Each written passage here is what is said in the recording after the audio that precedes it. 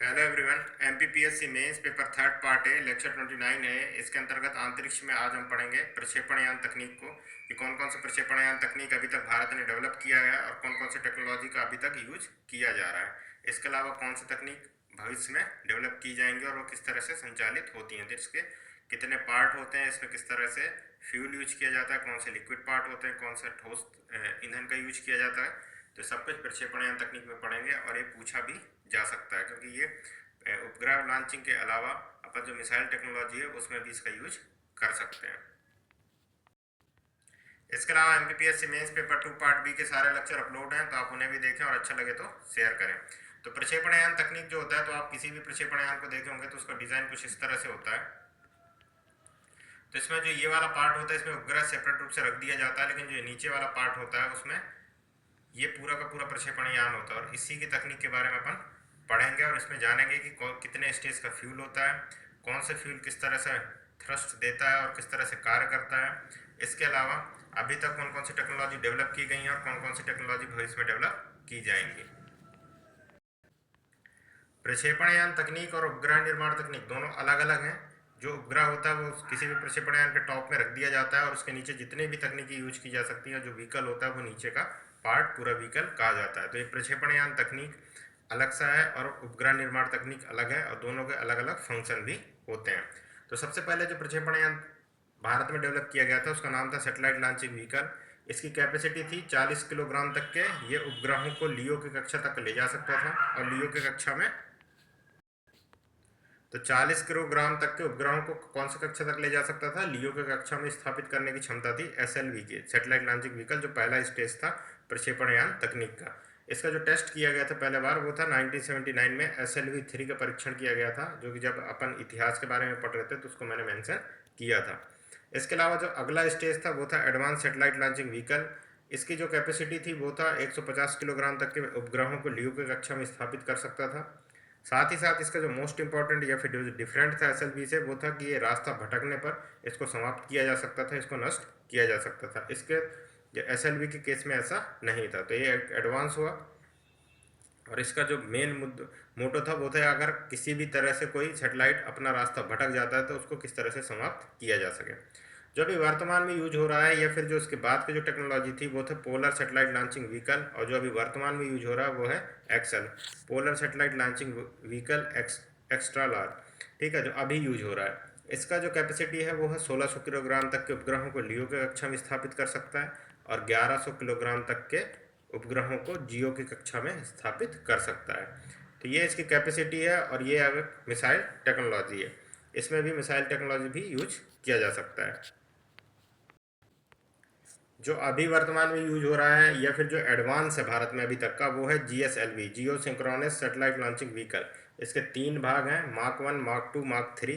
तो जो mark third है वो सबसे एडवांस है। ये 4000 किलोग्राम तक के उपग्रहों को जियो के कक्षा में स्थापित कर सकता है और सबसे शक्तिशाली है अभी तक का भारत से। भारत में जो विकसित किए गए सेटेलाइट लॉन्चिंग व्हीकल हैं या फिर उपग्रह लॉन्चिंग व्हीकल जो हैं, वो उसमें से प्रक्षेपण यान तकनीक में सबसे जो शक्तिशाली लॉन्चिंग व्हीकल है वो है मार्क 3। इसके अलावा जो पहला था उसमें क्रायोजेनिक इंजन जो यूज किया था वो किससे किया गया था, तो वो किया गया था रूस की मदद से।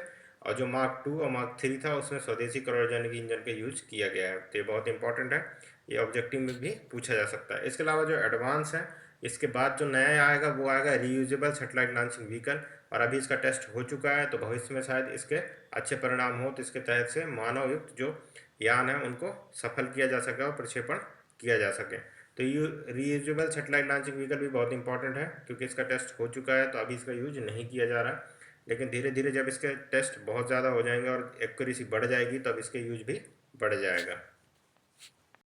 तो प्रक्षेपण यान विकास को आपको याद रखना है, पहले एसएलवी, फिर इसके बाद एएसएलवी, फिर आया पीएसएलवी, और इसके बाद आया जीएसएलवी, फिर इसके बाद आया आरएसएलवी। सबका इंपॉर्टेंट ये है कि एसएलवी जो था वो लियो के कक्षा में 40 किलोग्राम तक के उपग्रह को प्रक्षेपित कर सकता था, स्थापित कर सकता था। एएसएलवी में 150 किलोग्राम, और रास्ता भटकने में उसको नष्ट किया जा सकता था। और इसके बाद जो पीएसएलवी था, पीएसएलवी में और ज़्यादा इसकी क्षमता बढ़ गई, 1600 किलोग्राम और 1100 किलोग्राम तक को जियो के कक्षा में स्थापित कर सकता था। जो अभी भारत में सबसे स्ट्रॉन्ग सेटेलाइट लॉन्चिंग व्हीकल है, सबसे शक्तिशाली है, वो है GSLV मार्क 3। इसमें मार्क 1 पे रूस के क्रायोजेनिक इंजन का यूज किया गया था, लेकिन 2 और 3 में जो है वो स्वदेशी क्रायोजेनिक इंजन का यूज किया गया है। अब ये टेक्नोलॉजी भारत ने डेवलप किया है। इसके अलावा जो लास्ट था एडवांस था वो था रीयूजेबल सेटेलाइट लॉन्चिंग व्हीकल, जिसके अनुसार अपन एक बार सेटेलाइट को लॉन्च कर दें तो उसके बाद दोबारा उसको उस व्हीकल को यूज किया जा सके। तो रीयूजेबल सेटेलाइट लॉन्चिंग व्हीकल एक अच्छा ऑप्शन है, इसका टेस्ट भी हो चुका है। तो नेक्स्ट जो जनरेशन है या नेक्स्ट में जो अपन सेटेलाइट लॉन्च करेंगे वो इसी की मदद से करेंगे। पिछले वाले जो लेक्चर है उसमें से SLV ASLV की बात हो गई थी, तो अपन बात करेंगे PSLV की, पोलर सेटेलाइट लॉन्चिंग व्हीकल। ये कैसा है, इसके बारे में किस तरह से अपन समझ सकते हैं कि किस तरह से कार्य करता है। तो पूर्ण रूप से स्वदेशी तकनीक से बना है, सबसे पहले तो आपको यही बताना है। इसके अलावा अभी तक की उड़ानों में सर्वाधिक सफलता इसी को मिली है, मतलब सबसे सर्वाधिक सफल जो प्रक्षेपण यान है वो है PSLV। न्यूनतम खर्च वाली तकनीक है और इसके मदद से ही जो इसरो है वो बाहर के जो विदेशी उपग्रह हैं उनको लॉन्च करके विदेशी मुद्रा का अर्जन करता है। तो एक इम्पॉर्टेंट है कि न्यूनतम खर्च पर किसी भी उपग्रह को उसके कक्षा तक स्थापित कर सकता है। और सबसे बेस्ट ये है कि वो इसके तहत से भारत का जो अंतरिक्ष प्रौद्योगिकी है उसमें विकास के लिए जो आर्थिक इनकम है या फिर व्यवसायिक जो यूनिट है वो इसके मदद से बाहरी पैसा या फिर विदेशी मुद्रा को अर्जित करता है, जिसके मदद से और भी ज़्यादा अपन स्पेस टेक्नोलॉजी को विकसित कर सकते हैं। इसी की मदद से चंद्रयान और मंगलयान को सफल बनाया गया है। तो ये बहुत इंपॉर्टेंट है क्योंकि इसी में पूछा जाएगा कि किस लॉन्चिंग व्हीकल की मदद से चंद्रयान या मंगलयान को सफल बनाया है। और मंगलयान तो बहुत ज़्यादा फेमस हुआ क्योंकि पहली बार में ये लॉन्चिंग व्हीकल ने इसको इसके कक्षा पर स्थापित कर दिया। अगला है कि वर्तमान में PSLV के 3 संस्करण अभी तक विकसित किए गए हैं। उसमें PSLV CA, PSLV G और PSLV XL विकसित संस्करण है। इनमें से 4 स्टेज का ईंधन होता है। जो मैंने पहले बताया था आपको ये डायग्राम, उसमें जो नीचे वाला डायग्राम है उसमें 4 स्टेज का ईंधन होता है और ये 4 स्टेज के ईंधन से ही कार्य करता है। तो जो लॉन्चिंग व्हीकल होता है वो कुछ इस तरह से होता है, जो कि मैंने पहले भी डायग्राम में बताया है। तो सेम ऐसे ही होता है, आप इसको इसरो के वेबसाइट से देख सकते हैं या फिर जब सेटेलाइट लॉन्चिंग के टाइम के वीडियो आप देखेंगे, जैसे अभी वर्तमान में मंगलयान को छोड़ा गया था, तो ये सारी चीज़ें आप देखेंगे तो इसमें आपको पता चल जाएगा। तो सबसे बेस्ट ये होता है कि इसके बगल में जो लगे होते हैं उसको स्टेटस कहते हैं।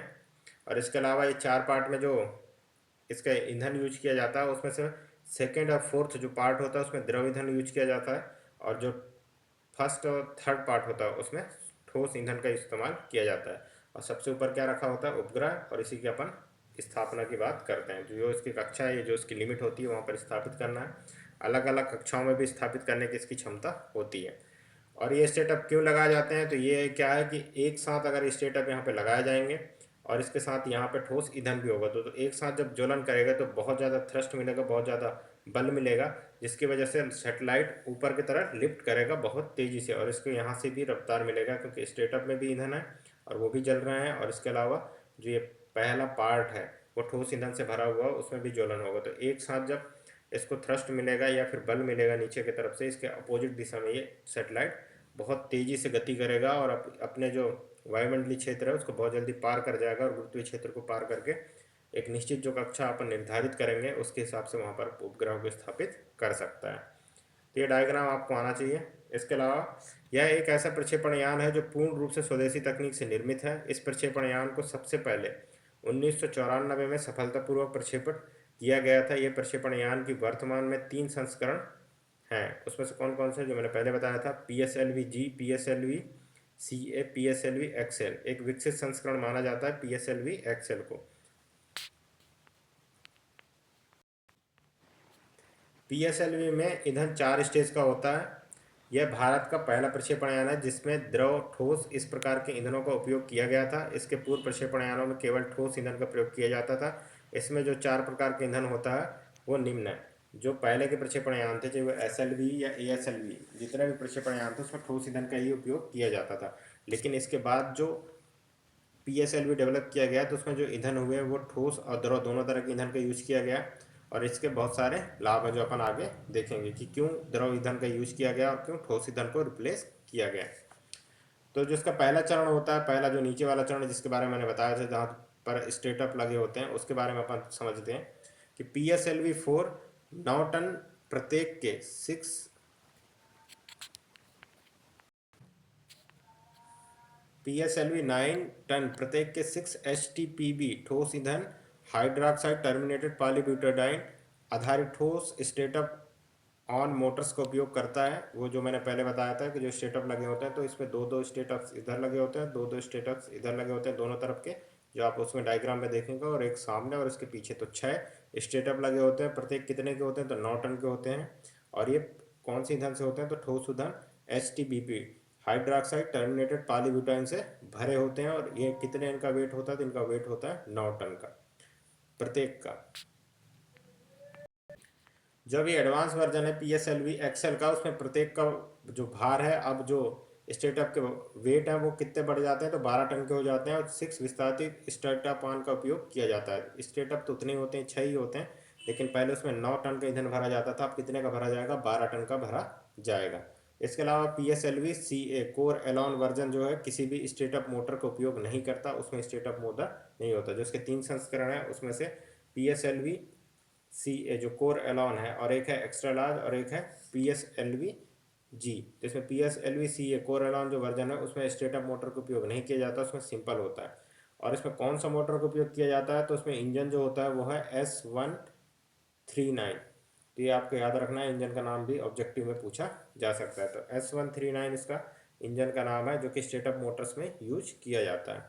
इसके अलावा अपन सेकेंड पार्ट को देखते हैं।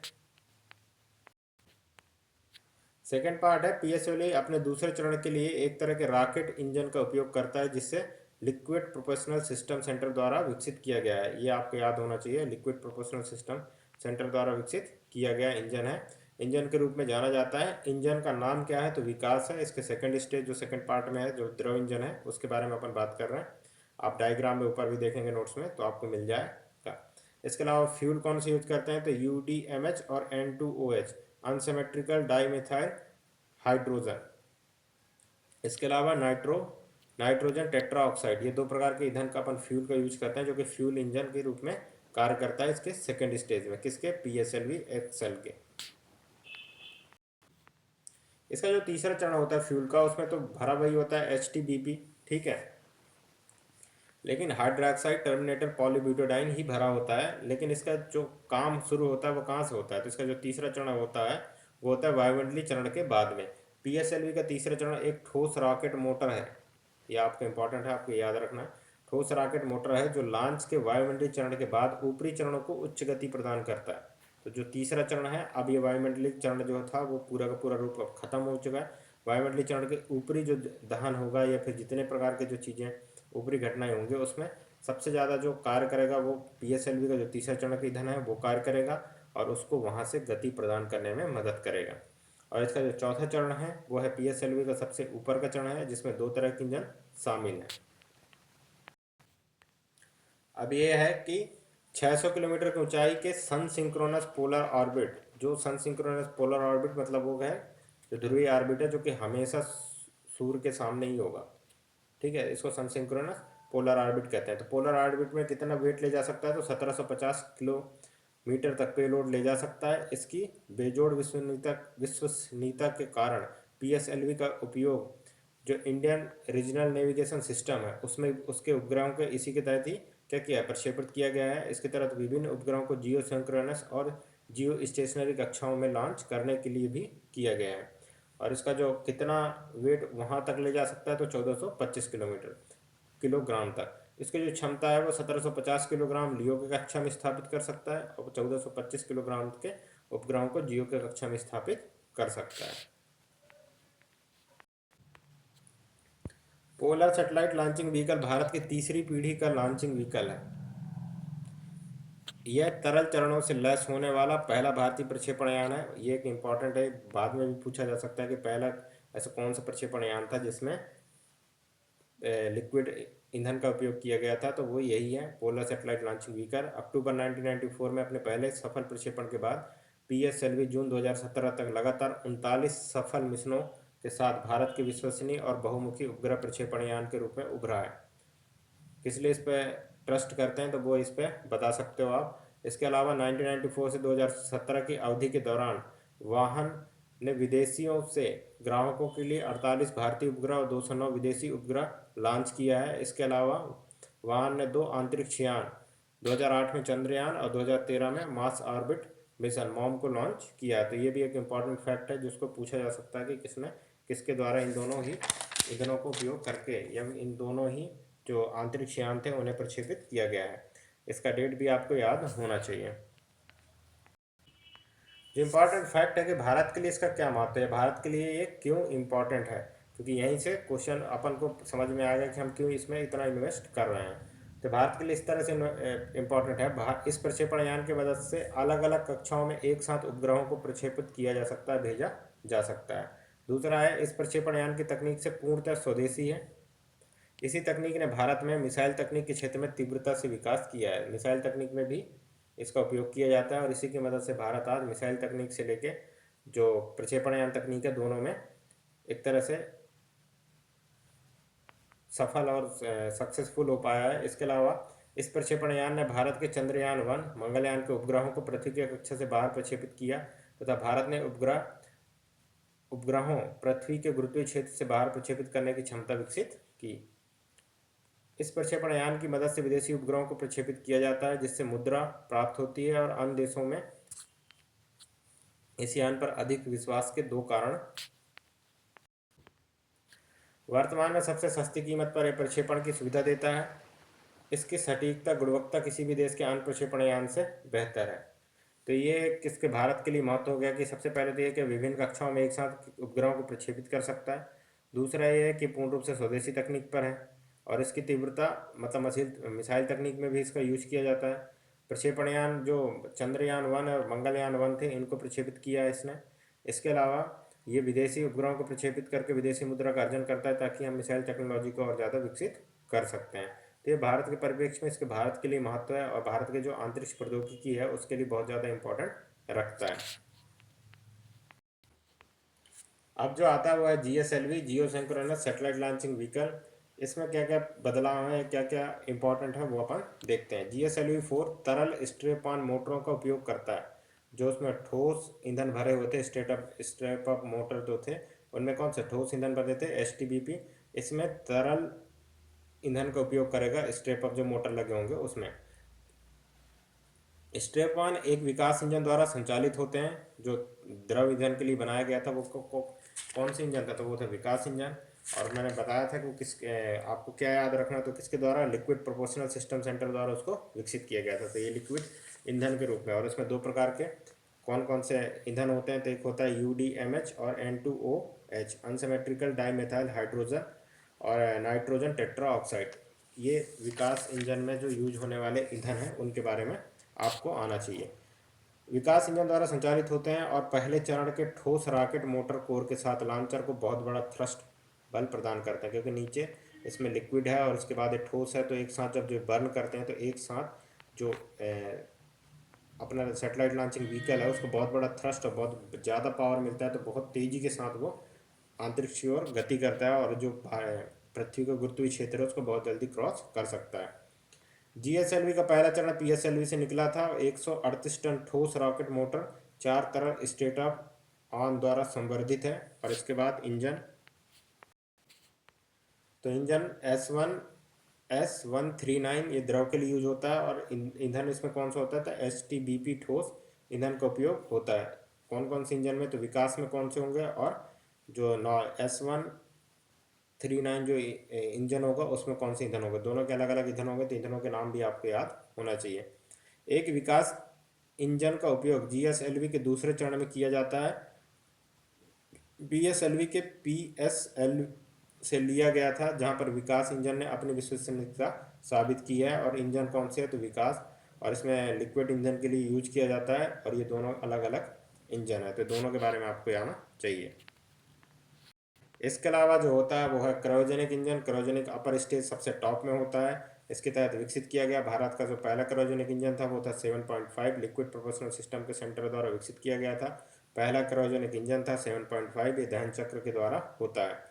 ईंधन जो होता है उसमें वो है तरल ऑक्सीजन और इसके अलावा तरल हाइड्रोजन। जब दोनों का दहन करते हैं तो एक साथ ये विस्फोट के रूप में बढ़ता है, और इसलिए ये होता है क्योंकि ये बहुत ज़्यादा निम्न ताप पर इन दोनों को रखा जाता है और इसके बाद बहुत ज़्यादा निम्न ताप के बाद इनका जब ताप बढ़ता है, इनको जब रिलीज किया जाता है तो प्रेशर रिलीज हो जाता है।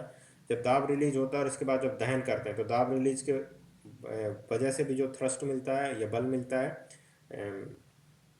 जो यान होता है उसको, प्रक्षेपण यान को, और इसके अलावा जैसे ही वो उसमें दहन होता है तो दहन के बाद भी उस प्रक्षेपण यान को एक तरह से टेम्परेचर मतलब थ्रस्ट मिलता है, बल मिलता है, तो दोनों की वजह से बहुत ज़्यादा तेज़ी गति मिलता है। इसलिए क्रायोजेनिक इंजन बहुत इंपॉर्टेंट है। तो क्रायोजेनिक इंजन क्यों इंपॉर्टेंट है? तो इसमें जो ईंधन है उसका दहन दो स्टेज में होता है। एक तो दाब का एक्सपांसन होता है, दाब जब छोड़ा जाता है तो दाब रिलीज करते हैं तो दाब की वजह से भी इसको एक थ्रस्ट मिलता है, और साथ ही साथ जब इसको बर्न किया जाता है तो बर्न की वजह से भी उसको थ्रस्ट मिलता है। तो GSLV मार्क 3 जो सबसे एडवांस है और अभी बहुत ज़्यादा यूज हो रहा है, तो अपन इसके बारे में सबसे पहले पढ़ते हैं। तो ये GSLV मार्क 3 जो था उसमें चंद्रयान 2 अंतरिक्ष यान लॉन्च करने के लिए चुना गया GSLV मार्क 3 ही था, जो चंद्रयान 2 अपन ने लॉन्च किया है उसके लिए। इसरो द्वारा विकसित एक 3 चरण भारी लिफ्ट लॉन्च वाहन है। वाहन में 2 ठोस स्ट्रेप ऑन और एक बूस्टर, तरल बूस्टर और एक क्रायोजेनिक ऊपरी चरण होता है। मतलब 3 स्टेप में इसके ईंधन होते हैं। एक तो तरल है, इसके जो स्टेप ऑन होता है, और इसके बाद एक तरल बूस्टर होता है। सबसे ऊपर कौन सा होता है? तो क्रायोजेनिक इंजन होता है। ये आप सेटेलाइट का जो तीसरा चरण होगा उसके ऊपर वाला जो पार्ट आप देखेंगे उसमें क्रायोजेनिक इंजन होगा। अगर आपको समझ में नहीं आया तो आप गूगल कर लेंगे तो तीनों के तीनों स्टेप आपको अच्छे से समझ में आ जाएगा। GSLV मार्क 3 को 4 टन वर्ग के उपग्रहों को जियो सिंक्रोनस ट्रांसफर ऑर्बिट, यह लगभग 10 टन से कम को क्या है, लियो के कक्षा में ले जाने के लिए डिज़ाइन किया गया है। GSLV मार्क 2 की क्षमता से लगभग दुगना है। अब इम्पॉर्टेंट ये है कि इसमें जो 4 टन के उपग्रह होंगे उसको जियो सिंक्रोनस के कक्षा तक ले जा सकता है। और अगर जैसे ही वेट आप कम कर दोगे, वेट कम करोगे 10 टन, तो दस टन तक के मतलब रेंज अगर कम करोगे आप, तो ये लियो का कक्षा में कितना ले जाएगा? 10 टन तक के वजन को ले जा सकता है। ऊपर जैसे बढ़ोगे तो उसका वेट कम होगा और इसकी क्षमता में थोड़ी कमी आएगी। लेकिन जैसे ही आप उसका हाइट कम करोगे तो वैसे वैसे उसके बहुत ज़्यादा वेट के उपग्रहों को आप प्रक्षेपित कर सकते हो, स्थापित कर सकते हो। इसलिए भी ये इम्पॉर्टेंट है। इसके अलावा GSLV मार्क 3 के 2 स्ट्रैप ऑन मोटर इसके मुख्य तरल बूस्टर के दोनों ओर स्थित हैं। और S200 यह नया इंजन डेवलप किया गया है। S200 के रूप में नामित प्रत्येक में 205 टन समग्र ठोस प्रद्योगक होता है, और इसके ज्वलन का परिणाम वाहन लिफ्ट अप होता है। तो जो ईंधन होता है वो कौन से इंजन के द्वारा दहन होता है? तो S200 जो नया ईंधन बनाया गया है उसके द्वारा। उसमें कितना ईंधन भरा होता है? तो 205 टन लगभग ईंधन भरा होता है। इसके अलावा होता है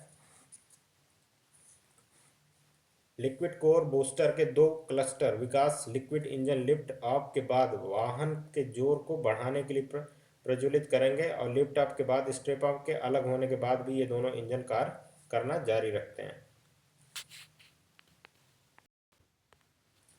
GSLV मार्क 3 D1 की पहली विकासात्मक उड़ान में जी सेट 19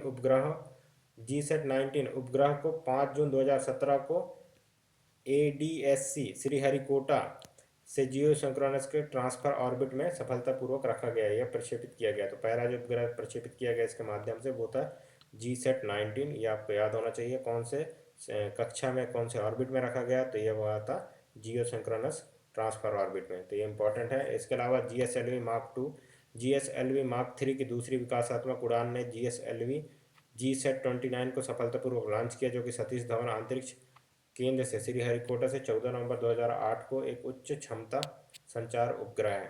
तो ये भी आपको याद होना चाहिए। और जो इम्पोर्टेंट है वो है GSLV मार्क 3 M1 सफलतापूर्वक चंद्रयान 2 भारत का दूसरा चंद्रयान मिशन 22 जुलाई 2019 को सतीश धवन स्पेस सेंटर श्रीहरिकोटा से पृथ्वी पार्किंग ऑर्बिट में इंजेक्ट किया गया है।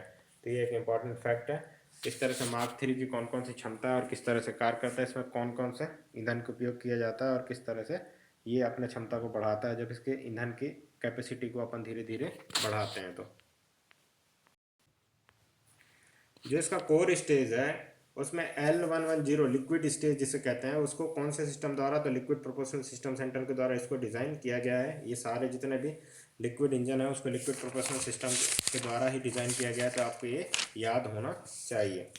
इसके अलावा इंजन है तो इसमें क्या है, इंजन 2 विकास इंजन है, और इसमें फ्यूल है 110 टन UDMH और N2O, ये 110 टन फ्यूल रखते हैं। और इसका जो कैपेसिटी होता है इतना ज़्यादा बर्न होता है जिसकी वजह से इसको थ्रस्ट मिलता है और बहुत तेज़ी से ऊपर क्या करता है, गति करता है। ठोस रॉकेट रॉकेट बूस्टर के लिए नया S-200 जो इंजन है उसका डेवलपमेंट किया गया। GSLV मार्क 3 लिफ्ट बंद के लिए आवश्यक भारी मात्रा में बल प्रदान करने के लिए दो S-200 ठोस रॉकेट बूस्टर का उपयोग करता है और S-200 को विक्रम साराभाई स्पेस सेंटर के द्वारा विकसित किया गया है। तो फैक्ट है, आप इन दोनों को अगर एक एक बार पढ़ लेंगे तो आपको निश्चित रूप से याद हो जाएंगे। क्रायोजेनिक अपर स्टेज जो है वो भारत के सबसे बड़े क्रायोजेनिक इंजन CVS-20 द्वारा संचालित है, जिसमें लिक्विड प्रोपोर्शनल सिस्टम सेंटर द्वारा डिजाइन और विकसित किया गया है। तो GSLV मार्क 3 का आप अगर डायग्राम बनाना चाहेंगे तो इस तरह से बनेगा। ये जो है वो तो सॉलिड बूस्टर है, इसमें सॉलिड द्रव भरे हुए हैं और इसके बराबर ये लिक्विड प्रोपोर्शनल सिस्टम के द्वारा डेवलप। यहाँ पे जो ईंधन है वो है द्रव ईंधन है और यहाँ पे जो स्ट्रे पाइप है उसमें सॉलिड ईंधन है और सबसे ऊपर जो ये वाला पार्ट है इसको क्रायोजेनिक इंजन कहा जाता है। अब थोड़ा देख लेते हैं क्रायोजेनिक इंजन क्या होता है। तो high thrust cryogenic engine development, यह उच्च thrust cryogenic engine gas generator चक्र साइकिल, ये इंपॉर्टेंट है, गैस जनरेटर चक्र साइकिल पर काम करता है, जिसमें एकीकृत इंजन परीक्षण से पहले प्रत्येक उप प्रणाली को स्वतंत्र विकास के लिए कार्य किया गया था। तो ये क्या हुआ कि पहले एक ही एक ही इंजन का जो पार्ट थे वो अलग अलग पार्ट अलग अलग तरीके से कार्य करते हैं। तो सभी पार्टों को इसरो के द्वारा अलग अलग डेवलप किया गया, उनका अलग अलग इस्तेमाल किया गया और देखा गया कि इनकी एक्यूरेसी क्या है और इसके बाद उन सबको कंबाइन करके कौन सा इंजन बनाया गया, वो बनाया गया cryogenic engine, high thrust cryogenic engine बनाया गया, जो कि गैस जनरेटर चक्र साइकिल के सिद्धांत पर कार्य करता है। ये क्रायोजेनिक इंजन में जो अंदर कंबक्शन सिस्टम लगा है या फिर जो बर्न सिस्टम है वो इस तरह से काम करता है। इसमें फ्यूल होते हैं दो टैंकों में, जिनको अत्यधिक निम्न ताप लगभग 150 माइनस 150 डिग्री सेंटीग्रेड या उससे भी कम 200 डिग्री सेंटीग्रेड पे रखा जाता है। तो यहाँ पर एक हाइड्रोजन होता है और यहाँ पर लिक्विड ऑक्सीजन होता है। तो दोनों टैंक फुल होते हैं। जब इन दोनों को रिलीज करते हैं तो ये प्रेशर कहाँ पे आता है, यहाँ पे। तो ये प्रेशर जैसे रिलीज हुए तो एक साथ इनकी आयतन में वृद्धि होता है और आयतन में वृद्धि होता है तो थ्रस्ट पैदा करेंगे, क्योंकि वो बहुत तेजी से इस तरह से आगे निकलेंगे, मतलब उस तरह को छोड़ेंगे। और इसके साथ यहाँ पर इसको कम्बक्स भी किया जाता है, यहाँ पे इसको जलाया जाता है। तो जलाने की वजह से भी बहुत ज़्यादा थ्रस्ट मिलता है, बल मिलता है, जिसकी वजह से इंजन ऊपर की तरफ रन करने लगता है और बहुत ज़्यादा गति इसको मिलता है, जिसकी वजह से हम आसानी से इनको विभिन्न कक्षाओं में स्थापित कर सकते हैं। ये डायग्राम आपको याद है तो आप इसको भी क्रायोजेनिक इंजन के साथ जोड़ सकते हैं। और सबसे बड़े GSLV में आपको GSLV के जितने भी क्षमता हैं उसके बारे में लिखना है और क्रायोजेनिक इंजन के बारे में भी थोड़ा उसमें ऐड कर सकते हैं। उच्च क्षमता क्रायोजेनिक इंजन दुनिया में ऊपरी चरणों में सबसे शक्तिशाली क्रायोजेनिक इंजनों में से एक है। इसमें 4 स्टेज होते हैं, पावर साइकिल जो होते हैं वो 4 पावर साइकिल होते हैं। प्रेशर, इसको फेड साइकिल भी कहते हैं, और एक्सपांडर साइकिल, गैस स्टेज और जनरेटर साइकिल और कंबक्शन स्टेज, कंबक्शन साइकिल। तो ये 4 स्टेज होते हैं और इसी के माध्यम से वो पूरे के पूरे संचालित होते हैं। अब थोड़ा जान लेते हैं कि क्या होता है क्रायोजेनिक इंजन। तो क्रायोजेनिक इंजन से तात्पर्य ऐसे इंजन से है जो अति निम्न ताप पर -150 डिग्री सेंटीग्रेड पर ईंधन का दहन करने की क्षमता रखता है। इस इंजन में इंजन के रूप में द्रव H2 और द्रव ऑक्सीजन का उपयोग किया जाता है। क्रायोजेनिक इंजन बनाने की सबसे बड़ी चुनौती ही अत्यधिक निम्न ताप पर दहन कराकर निर्माण करना होता है। तो ये अत्यधिक निम्न ताप पर जो दहन कराना है उसके निर्माण नहीं होने की वजह से भारत बहुत लेट क्रायोजेनिक इंजन डेवलप कर पाया। अब तो हालांकि डेवलप हो गया है और इसमें बहुत ज़्यादा विशिष्ट तकनीकों का भी निर्माण हो चुका है। तो अत्यधिक निम्न ताप पर दहन करने की क्षमता नहीं था हमारे पास, जिसकी वजह से क्रायोजेनिक इंजन हम बना नहीं पा रहे थे। भारत में इसमें कौन कौन से ईंधन यूज करते हैं, तो हाइड्रोजन और ऑक्सीजन, ये आपको याद होना चाहिए। इसके अलावा कितने डिग्री सेंटीग्रेड पे, तो -150 डिग्री सेंटीग्रेड पे। भारत में GSLV के उपयोग, तो इसके उपयोग, क्योंकि उपयोग होगा तभी तो अपन इसका निर्माण करेंगे।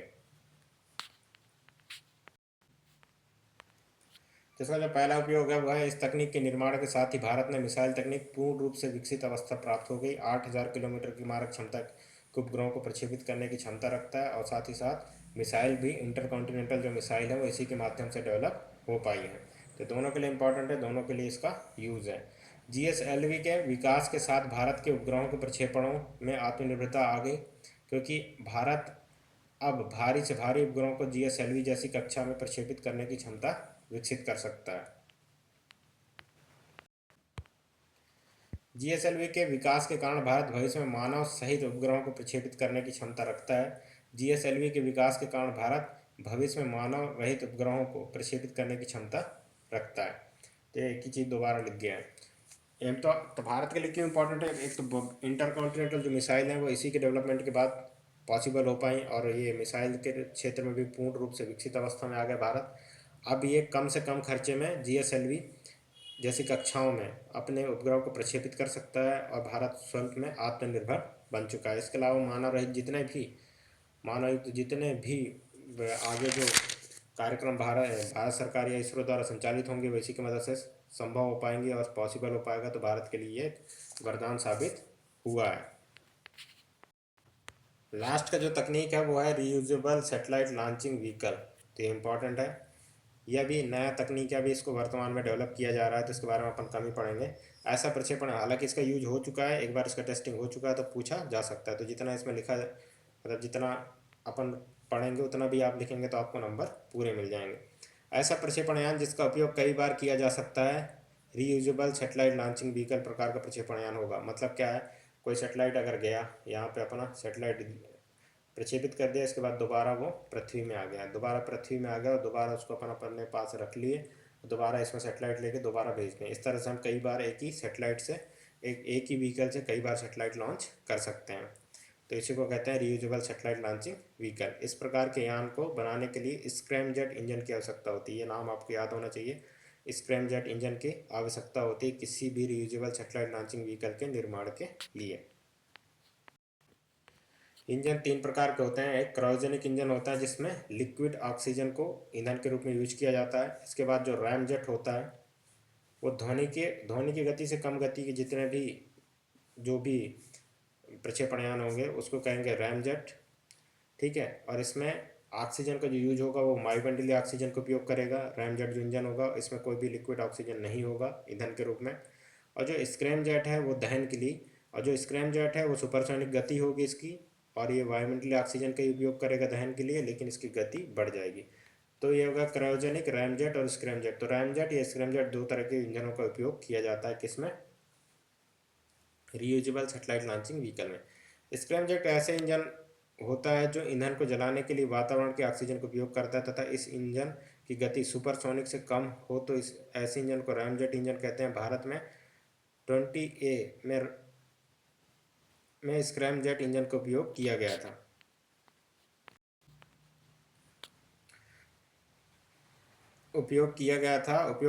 करके पृथ्वी के धरातल से 65 किलोमीटर ऊपर जाकर वापस सफलतापूर्वक लैंडिंग करा ली गई थी। ये एक तरह से टेस्टिंग था, जो टेस्टिंग की वजह से ही भारत की मानता है कि वो अब reusable satellite launching vehicle develop कर लिया है, मतलब RSLV।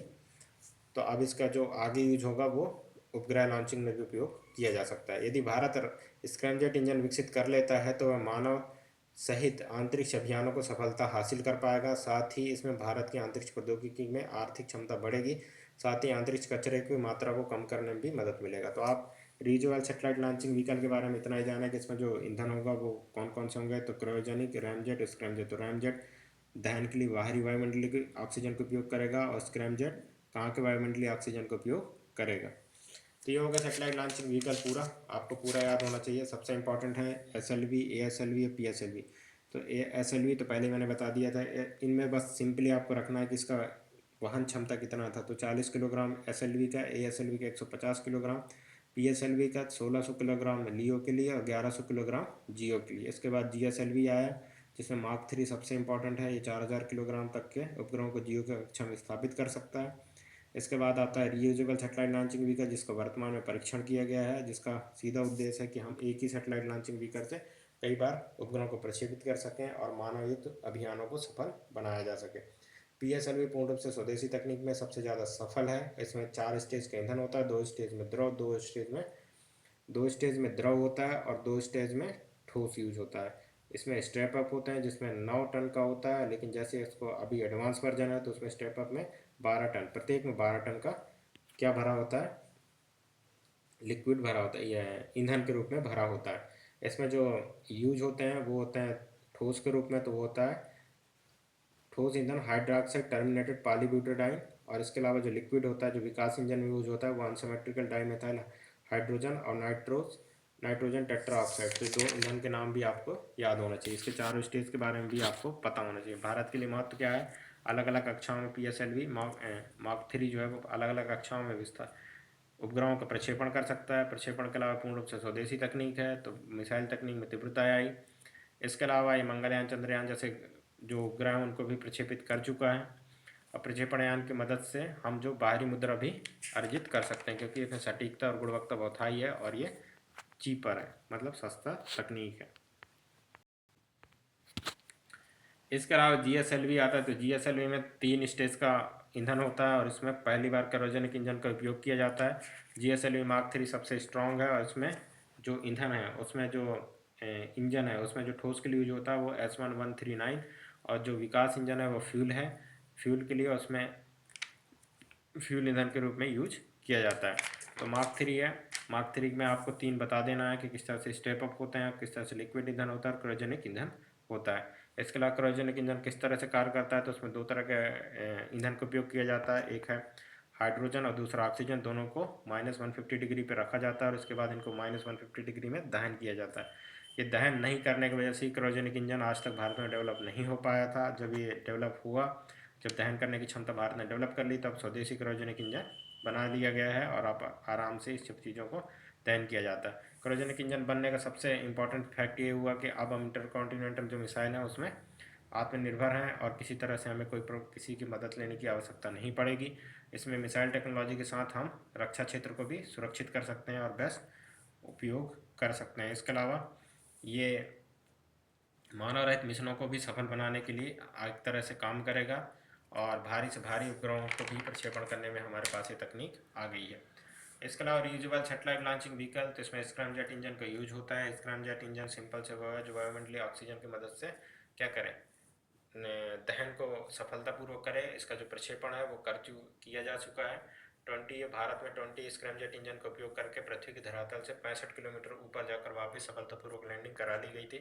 तो एक तरह से रीयूजेबल सैटेलाइट लॉन्चिंग व्हीकल, इसमें जो इंजन होते हैं उसमें एक क्रायोजेनिक होता है रैमजेट और स्क्रैमजेट। जो रैमजेट होता है वो ध्वनि की गति से कम गति होती है और स्क्रैमजेट सुपरसोनिक होता है। वायुमंडलीय दोनों ही वायुमंडलीय ऑक्सीजन का उपयोग करते हैं। तो ये हो गया तकनीक जो कि सैटेलाइट लॉन्चिंग व्हीकल तकनीक है, मतलब प्रक्षेपण यान तकनीक है। इसमें से किसी को भी पूछा जा सकता है, तो आप इसको अच्छे से पढ़ लें और साथ ही साथ इसको जोड़ के भी पूछा जा सकता है 15 नंबर में, तो बहुत इंपॉर्टेंट है। तो थैंक यू वेरी मच। अगर ये लेक्चर अच्छा लगे तो इसको शेयर करें, साथ ही साथ चैनल को सब्सक्राइब करें। Thank you very much.